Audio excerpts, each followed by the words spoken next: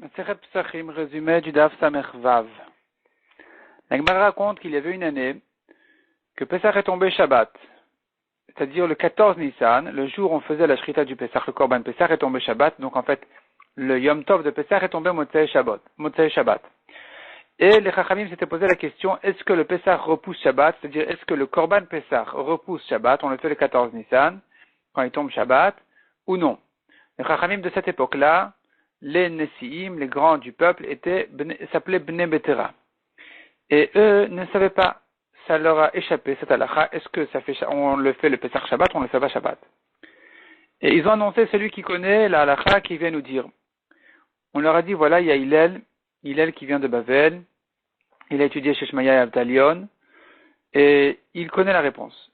Ils l'ont appelé, il leur a dit, écoutez, ne vous étonnez pas que le Pesach repousse Shabbat. Nous avons dans l'année 200 Pesachim au moins qui repoussent Shabbat. Donc 200 Pesachim, ça ne veut pas dire qu'il y a 200 fois Pesach dans l'année, mais ça veut dire 200 Korbanot qui ressemblent au Pesach qui repoussent Shabbat, qui sont les agneaux de Shabbat, et deux de Korban Tamid, et 2 de Korban Moussaf. Et voilà, ces 4 agneaux chaque Shabbat repoussent Shabbat. Ils se font pendant Shabbat, on leur fait la Shrita pendant Shabbat et toute la Voda qu'il faut. Donc, multiplié par 50 Shabbatot dans l'année, ça nous fait déjà 200, et il y en a encore d'autres. Donc, voilà que ça repousse le Shabbat, de même que le Tamid repousse Shabbat.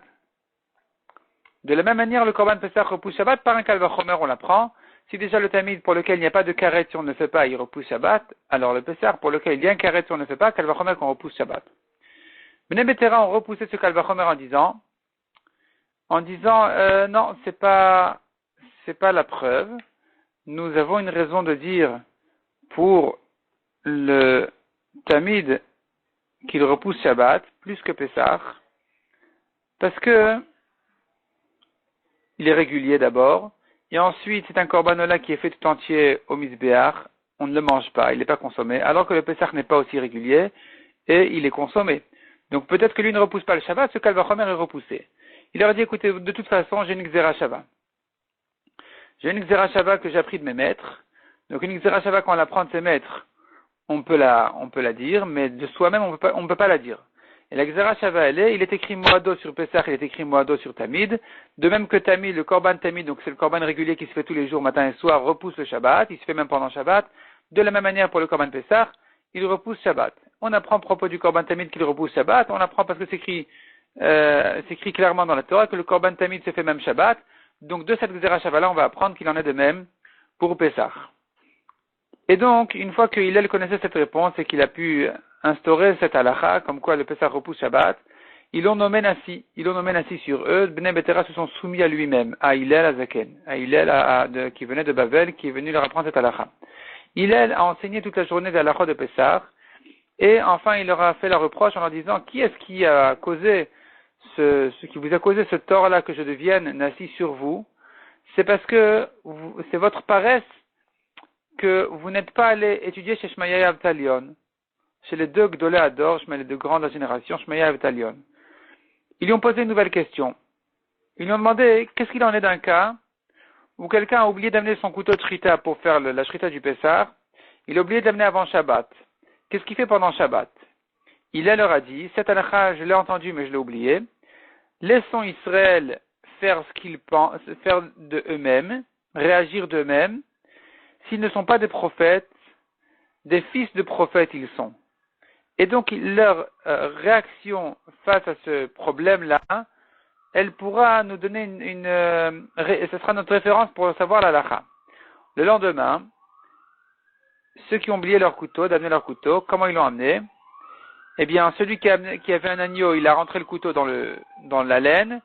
Celui qui a amené pour Pessah un chevreau, il a placé le couteau entre ses cornes. Hillel, en voyant ça, il a vu ça, il s'est souvenu d'Halakha, il leur dit, effectivement, c'est comme ça que j'ai appris de mes maîtres, Shmaya et Avtalion.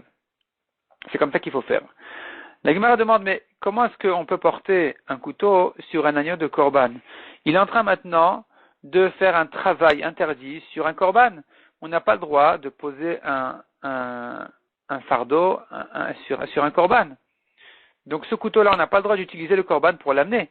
Répond la Gemara, il ne consacrait l'agneau pour Pessah que lorsqu'il est arrivé déjà au Beth Amikdash. Entre-temps, il amenait tel quel. Il amenait l'agneau qui était encore choulin, qui n'a pas encore été consacré, qui n'a pas encore de Gdusha. Et avec ça, il pouvait laisser poser le couteau dessus. La Gemara demande, mais il se trouve finalement, alors qu'ils vont faire le Ekdesh, ils vont le consacrer en plein Shabbat, ce qui est interdit pendant Shabbat. On n'a pas le droit de prélever les tourments ou on n'a pas le droit de sanctifier quoi que ce soit, de consacrer, de faire un vœu, etc. Donc comment est-ce qu'ici il est permis pendant Shabbat de faire consacrer cet agneau-là pour Korban? Répond la Gemara, puisque son temps est fixé pour Shabbat, on a le droit même de le consacrer pendant Shabbat. Troisième question demande la Gemara, on a un problème de Mechamer.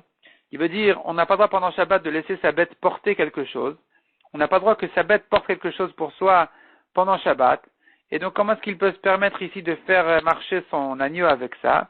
Répond la Gemara, c'est qu'il a chariad. C'est béchinouille, c'est un changement, c'est pas une manière normale de porter, de rentrer un couteau dans la laine ou entre les cornes, c'est pas une manière normale.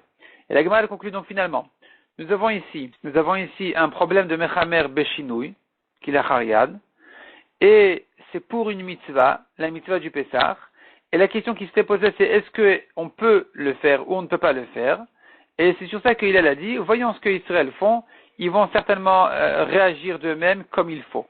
La Gemara apprend de cette histoire-là, celui qui a de l'orgueil, celui qui est même a un peu d'orgueil, si c'est un chacham, il perd de sa chorma. Si c'est un prophète, il perd de sa prophétie. Chacham, il perd de sa chorma, on l'apprend de Hillel.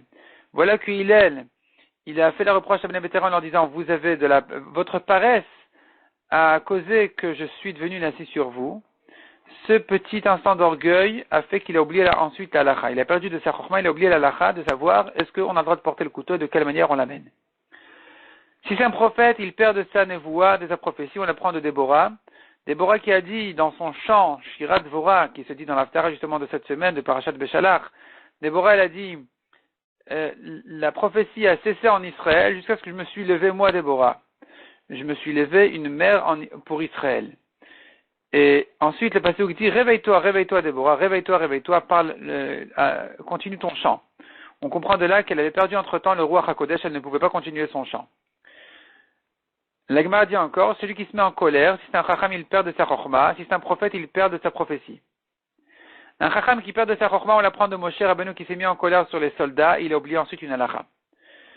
Un prophète perd de sa prophétie, on l'apprend de Elisha qui s'est mis en colère contre le roi d'Israël, et il a perdu de sa prophétie, il a eu besoin qu'on lui joue de la musique pour retrouver sa prophétie. La Gemara dit encore, celui qui se met en colère, même si on lui a fixé une grandeur du ciel, comme s'il était prévu d'être roi, eh bien, il perd de sa grandeur. On apprend ça du frère de David qui s'appelait Eliav, qui s'est mis en colère sur David, et à cause de ça, il a perdu la royauté. Et donc, on voit que la grandeur, elle se perd à cause de la colère. Un homme perd de sa grandeur s'il se met en colère.